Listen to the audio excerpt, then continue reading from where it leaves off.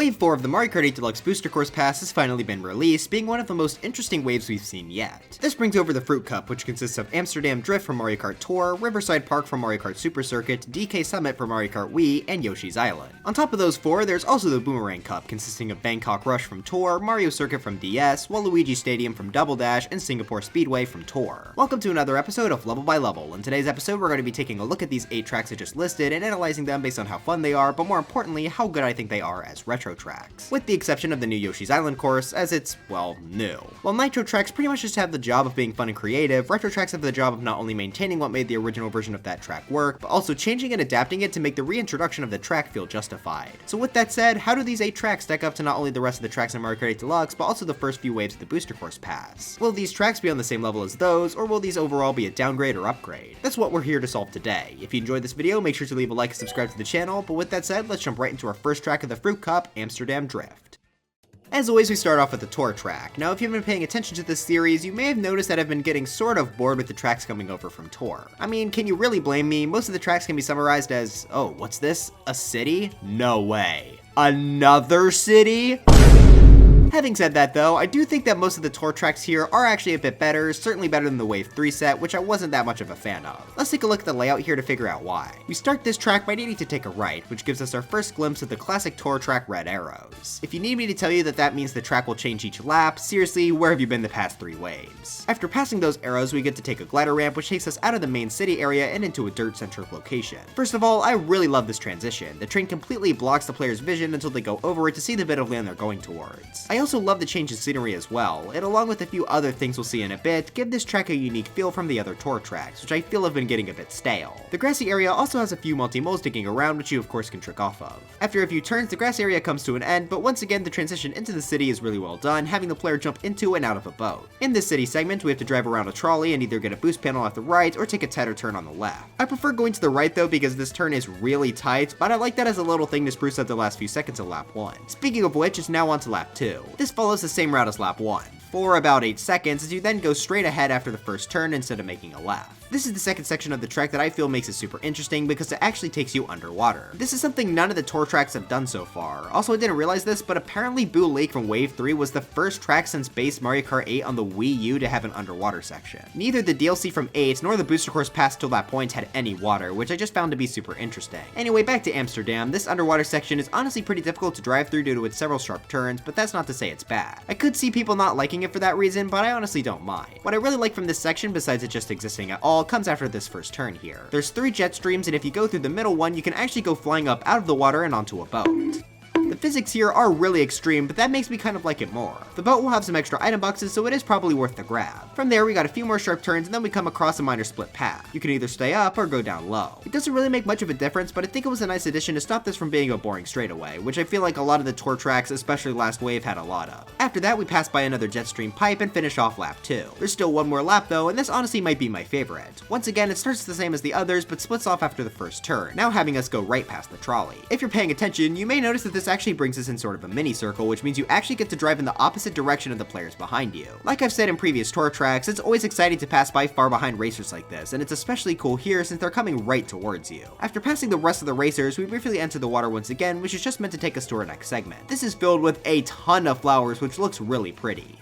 Okay, the colors look pretty. The flowers themselves look kind of awful. I mean, look at how low poly these models are. Yeah, the tracks are definitely still lacking graphically, but again, the colors are nice here, so I do like this segment regardless. There's even some piranha plants at the side to give this a bit of extra danger. After leaving the flower bit though, we got what I found to be the most difficult portion of the track, as there are a ton of sharp and small turns from this point up until the end. I do honestly like that though, as it makes the last lap extra intense. But with that, we finally come to the end of the course. I think they did a pretty good job with this one, and it pretty much entirely avoided the feeling of staleness I felt with the past few Tour tracks up until this point. The variety of locations and the difficulty of the turns here make this track far more interesting than the set from Wave 3. The only thing I think the others did a bit better was the music, which I do feel is a bit weak here. Still, I overall enjoyed this track quite a bit, so I think this earned a solid B tier on the tier list. I still like Paris and Sydney a bit more, but I think it's fair to call Amsterdam Drift one of the better Tour tracks. Now it's time to take a look at our super circuit track of this wave, Riverside Park. Oh yeah, massive news! Nintendo finally released GBA games for Nintendo Switch Online, so I don't have to borrow footage for this game anymore. Anyway, just like every other super circuit track in the Booster Course Pass, this is a massive improvement over its original. Except Sky Garden, that track still sucks. With super circuit being on the GBA, it meant that every track had to be flat. However, now we actually get to see the Y-axis used quite a bit here. Let's jump right into the layout, and actually I lied. First, let's take a look at the aesthetics. I love that they changed the sky from the original, as it makes the track look much more distinct than an average grass level or something. Okay, now let's do the actual layout. First, we start with a simple turn to the right to give us an item box. The grass on this turn here can also be cut with a mushroom for a decent shortcut on a future lap. After a bit of a wavy straightaway, we get a jump off of a bridge, which is a nice addition to use that Y-axis a little bit more. More importantly though, that gives us our first glimpse of this track's main gimmick, that being these piranha plants. Now, other tracks have had piranha plants in the past, but these act quite differently. They're based on the Patooey piranha plants, but instead of the Patooey, they're holding either a mushroom or banana above them. In order to get this item, you need to either damage the plant or run into it, though doing the latter will of course deal damage to you. This is an absolutely fantastic gimmick, as it's unique to only this track and it can be used by all players. If you're in first place with the green shell, you could maybe risk using it to get a small mushroom boost. It makes the track a bit more interesting than it would have been otherwise. I know that because these guys were not in the original on Super Circuit at all, so I'm going to have to say it was a fantastic call to add them in here. But anyways, back to the track itself. After the bridge, we find ourselves on another turn, which is good for cutting with a mushroom, as it cuts a solid portion of the track. Whether you take it or not though, everyone ends up at the same location to finish up the track, on the inside of a mountain. I love the change up in scenery, and it's once again something else that wasn't in the original version of this track at all. It's filled with these piranha plants to rob, making this one of my favorite bits of the track. It ends with a really cool jump through a waterfall to finish off the lap. This jump was in the original, but I mean, looking at it aesthetically, it's almost night and day how much cooler the Mario Kart Deluxe version is. Honestly, I think that perfectly describes this remake as a whole. The original was, in my opinion, a super forgettable track, but the unique piranha plants it got here, along with the other changes, has made it one of the most interesting tracks in the entire Booster Course Pass. Once again, the only thing that I think is just okay is the music. It's still good, but not among the best of 8 Deluxe. With that said, I think this might be S tier, with the caveat of me moving Boo Lake up to S tier from the last wave. Both of these took what were originally some of the most boring and forgettable tracks to make them some of the most fun to play on. I think I like Boo Lake just a smidge more, but they're both great. DK Summit, or DK Snowboard Cross if you're a nerd, is an absolute classic for Mario Kart Wii, and is probably the track from there I wanted the most, aside from the other tracks we already got in the Booster Course Pass. I didn't think it was going to happen though, due to the lack of half pipes in Mario Kart 8, but with the reintroduction of them last wave, it allowed for this course to come back in its full, and possibly even stronger glory. Kicking us off, the track launches us right out of a cannon onto the top of the mountain. Like other cannon sections, this has been updated to have a glider, though it didn't really change much of anything gameplay-wise. Landing on the mountain, we already see why this track would have been impossible to bring over without half pipes, as pretty much the entire wall on both sides is covered with places to trick on. I personally really like trying to do it off the left wall, which makes you trick past the turn. It can be tricky to actually get up the wall though, but I think that makes it better when you actually do hit it. After the first half pipes, we get a large ramp with a boost panel in the center and a series of bumps to the left of it. I like the different options you have to take here based on how you took the previous turn. Personally, I'm more of a boost panel guy, but the options are nice. After that, we get a few turns near big piles of snow. We then run through several bumps in the snow that we can trick on. I do like the added bit of strategy here with the boost panels though. It makes you actually have to think where you want to jump rather than just mashing the trick button. They don't give item boxes anymore like they did in Wii, which is a bit of a shame, but with the previous ramps having double item boxes, it's not that big of a deal. We then get to what I think is the most interesting part of the track, the turns over the cliff. Both of these turns have half pipe ramps, which are of course great and fit the theme, but that's not why this bit is so famous. Using a mushroom, or simply just driving over it in 200cc, you can actually completely jump over these two gaps for a fairly big shortcut. I'm really happy they kept this for Mario Kart Wii, because this along with the ending shortcut on Mushroom Gorge are some of the most unique and exciting in the series. It is very difficult to do properly, and missing it can lead to you losing a ton of time since Lakitu lets you fall for ages, but I think that makes it so much more exciting when you actually hit it. That brings us to the likely most iconic portion of the track, the half pipe through the snowboarding Shy Guys. They act as really solid obstacles here, and I really like how the large patches of snow encourage the player to actually use the half pipes. This track would absolutely not be the same without them, which is why I'm happy Mario Kart 8 Deluxe did decide to bring them back. But with that said, we've reached the end of DK Summit. While pretty much the exact same as the Wii version, this did not need to be changed at all for it to be good. It was already an S tier track, so it gets to stay an S tier. It's a perfect showcase of half pipes, and it's just really fun in general. Oh, and the music is easily the best so far. I've always liked this song, and Mario Kart 8 Deluxe just made it way better. One of my favorite pieces from the whole DLC. And that brings us to our final track of the Fruit Cup, and our only 8 Deluxe original for this wave, Yoshi's Island. This was probably the course I was most excited to see, and it absolutely smashed my expectations out of the water. As the name implies, this track is based on the Yoshi's Island series of games. Now despite that being very closely tied to the Mario series, this track actually got the outside franchise treatment, meaning it has a lot of special properties. I think it's most similar to Hyrule Circuit and Animal Crossing in this regard because it has a lot of similar additions. First off, the coins are actually different. Look closely and you'll be able to see Yoshi's face staring back at you. The coin collecting sound is also lifted from Yoshi's Island as well. Speaking of sounds, the end of race themes are all unique to this track as well. Take a listen.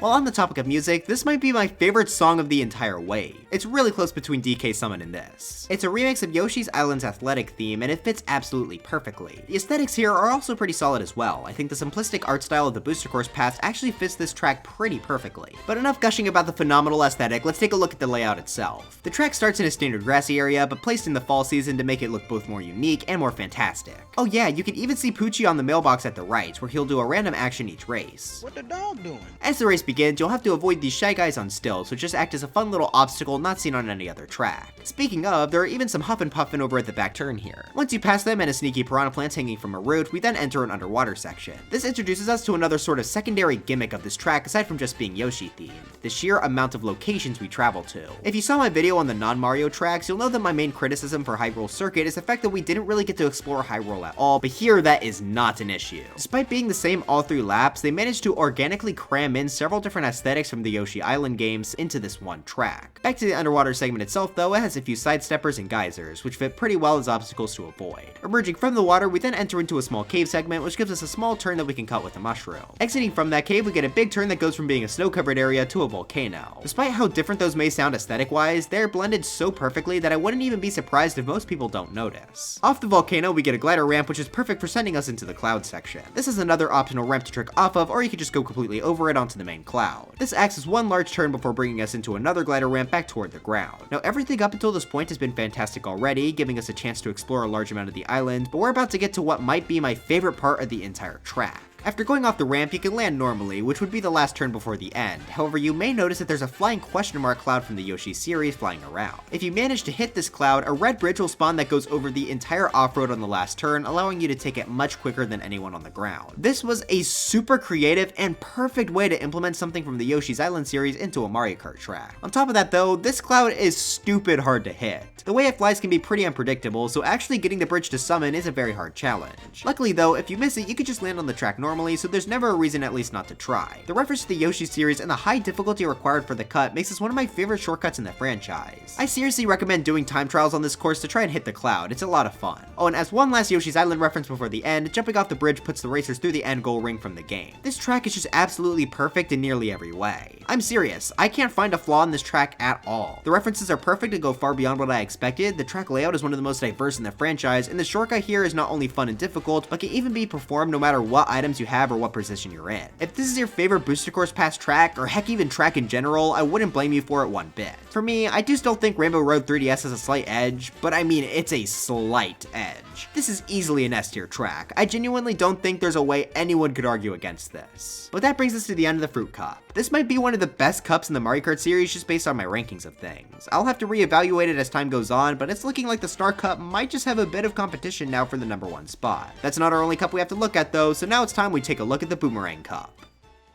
Kicking off the Boomerang Cup, we have ourselves another tour track in the form of Bangkok Rush. To be honest, this is probably my least favorite of the tour tracks this wave, but that doesn't mean it's bad. Let's just jump into the layout right away here. We start with a turn to the left, and we right away get a unique set piece for this track, being the shallow river. You can even go onto and trick off the boats here, which is pretty fun. Again, I really like sections like this in the tour tracks to break away from the city. Sadly though, we do have to go back into it, but not for too long as we enter into a small little market section. There's even an alternate path you could take to the top of the booths, though I honestly prefer staying on the ground. Once the paths recombine, we are met with another another split, staying on the ground or going up the stairs. Both just sort of bring you straight ahead to the finish, so you can take your pick here. I once again prefer staying on the ground since it's easier. Also, the physics and camera coming down the stairs feels really wonky. I mean, look at this. That brings us to the end of lap 1, but this is a city tour track, so there's still 2 more laps to talk about. Lap 2 begins with a few turns in the city still, though I do like the turn where you can cut this corner a bit. Eventually, we make it to a dirt pathway that gives us a glider ramp at the end. This does add a little bit more variety to the track, which I feel like this track was starting to lose. The last turn for this lap gives us a ton of boost panels and a few side steppers to avoid. I think it's pretty funny putting the enemies right after the speed boost, making them even more difficult to dodge. Finally, we get another turn that we can shave off the corner from, and we enter into our last lap. The first half of this lap is just some more boring city stuff, but we eventually make a turn into this building. This might be the highlight of the track for me because you're able to hold your drift as you go up this winding tower. When you get out, you even get launched onto a huge marketplace on top of a bunch of colorful roofs. These are all very bouncy too, which certainly helps gives this track a bit more variety. After that though, it pretty much just returns back to the ending city portion from lap 1. Overall, this track is just okay. While I would still say it's better than the last wave tour tracks, I feel as though it's a bit too generic for me still. The song is at least a bit better than Amsterdam, but not that much better. I probably won't be listening to it much. A low B tier for this one, just below New York Minute.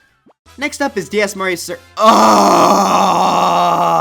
The selection here was almost perfect, but they just had to throw in another generic circuit track, didn't they? I thought we were finally free from them after Wave 3 didn't have any, but I guess they just forgot. What makes this even worse is the fact that Mario Kart DS has so many good tracks that they could have used instead. Luigi's Mansion, Delfino Square, heck, Airship Fortress is my most wanted track for this DLC right now. So yeah, just know that this choice is not one I'm a fan of, but how is the layout? Well, when you first start, you take a turn to the right where you run into some Goombas. Well, it's nice to get some actual obstacles here. They're not much, but it does put this above Toad Circuit and Mario Circuit 3 at least. After the Goombas, we get 2 more enemies, being some piranha plants. Like in Riverside Park though, these piranha plants are different from the standard, as these guys will actually shoot out fireballs onto the track. I do think these obstacles work fairly well and can even be pretty tricky to dodge if you're using a mushroom through the off-road. We then go through a pipe which brings us to a slightly darker forest area. I do like the change in aesthetic here, it does stop this from being completely boring. On the last lap, a Wiggler can even appear here, though I've never really had to do much to avoid it, so I think that could be made a bit more dangerous. Exiting the forest area, we get a ramp onto a small dirt road. It's not very special gameplay wise, but the aesthetic change does make it decently memorable. After that, we get one big turn for a possible purple spark and the track ends. Yeah, so I guess this track is okay. Had this not been the 3rd basic circuit track we got in this DLC, I think it would have been a bit more okay with its addition, but we did not need 3 variations of this same idea.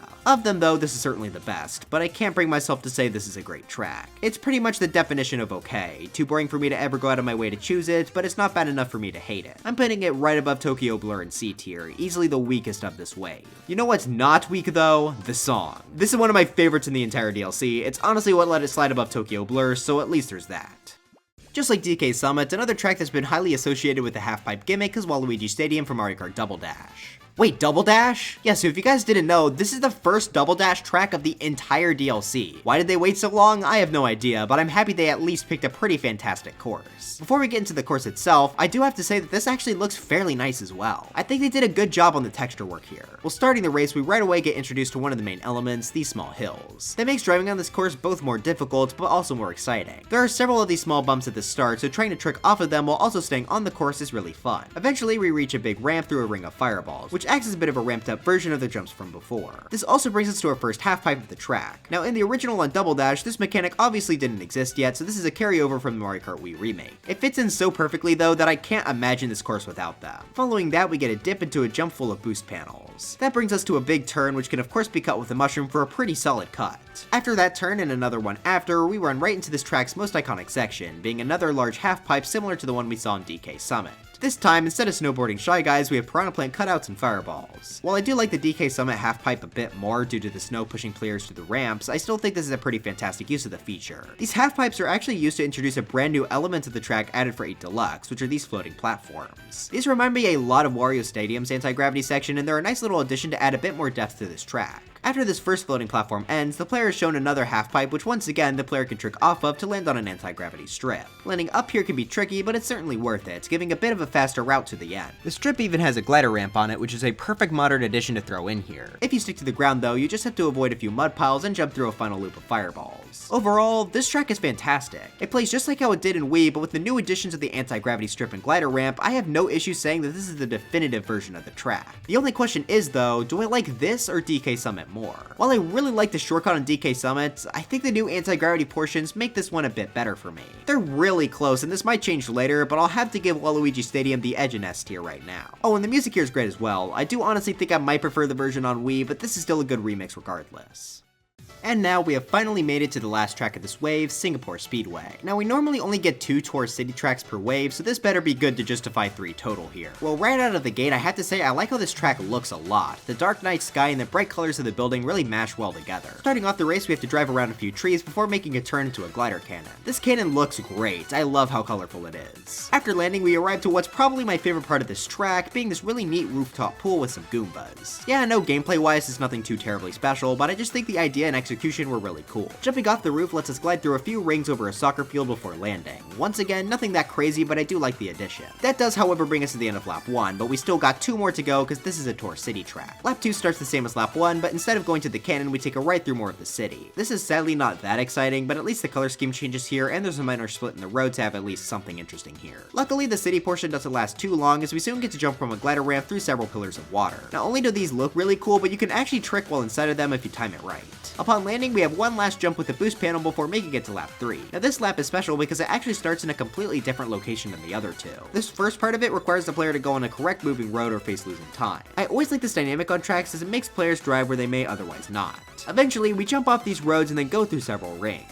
Once we finish going through those, we get one last glider ramp, allowing us to either go through more rings for speed or the roof for items. I always like the dynamic of speed versus items as it opens up some really interesting decision making based on your standings in the race. Upon landing, you get one more speed panel and the rest of the lap plays out like lap 2, but this time in reverse. Sadly, you won't really be driving past other racers much due to the size of the map. They'd have to be either really far behind or you really far ahead. Regardless, I do still like the reverse gimmick and I'm happy it's here. So overall, this is another pretty decent city track. I think they did a pretty good job making it look nice aesthetically, especially with the rooftop pool, but I feel like maybe more could have been done in the gameplay department. Either way, it's definitely a solid B tier. Below Amsterdam since that one felt a bit more varied, but this is still really solid. You know what's not solid though? The music. Because it's way too good. This is right next to Cindy Sprint in terms of song quality. It's so good. Easily the highlight of racing on this track. But with that said, that brings us to the end of Wave 4. Overall, this is probably the best wave so far. I mean, we had 4 S tier tracks, which is only matched by the last wave. These are definitely just getting better and better, and I can't wait to see how the rest of the waves look in the future. While it may seem like the video should be done, we actually have one other major thing to touch on, the addition of Birdo. This is our first wave to introduce a brand new character, and it was a complete shock when they announced it. Not only that, but Birdo also comes in 9 different colors. Congrats to the light blue Birdo fan, she made it! Yippee! But what might just be the most exciting part of Birdo's addition is the fact that there are now 5 more empty character slots on the selection screen. If I were to make a guess as to who the 5 characters are, I'd go with Pauline, Funky Kong, Diddy Kong, Kamek, and this might be a wild one, Rob. The first 4 are all in tour and are wildly popular, so I feel like there are givens to join the roster. But the reason I picked Rob is because the last character spot is on the non-Mario character selection. It'd be really weird to throw a Mario character into there, but I guess they could put Funky Kong in there due to him being from the Donkey Kong Country series. Well, in that case, I'd replace Rob with King Babam, though I'd also be really happy to see Rob finally make a comeback. But anyways, that's it for this video. Do you all think lap 2 of Bangkok Rush is actually a masterpiece of game design and hate me for saying it's just okay? Let me know in the comments. Sorry this video came out a bit late, but I actually went on a trip while these tracks came out. Hopefully this video was worth the wait though. This wave was truly fantastic, so I definitely wanted to make sure I covered everything here. But anyways, dry bones for Smash, and I'll see you guys next time.